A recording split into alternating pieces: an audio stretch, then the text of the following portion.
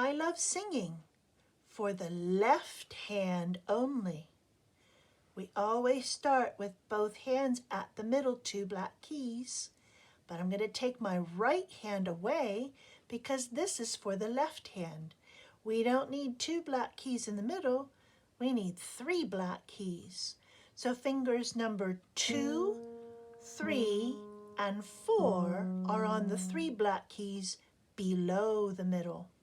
We're starting with finger number 2. We're going to play through the piece 3 times.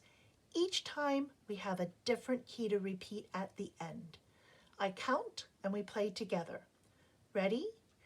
1, 2, 3, 4. 1, 2. Ready? Go. 2, 3, 4, 4. 2, 3, 4, 4. 2, 3, 4, 4. Change to 2, 2, 2. Again. 2, 3, 4, 4. 2, 3, 4, 4. 2, 3, 4, 4. Change to 3, 3, 3. Last time.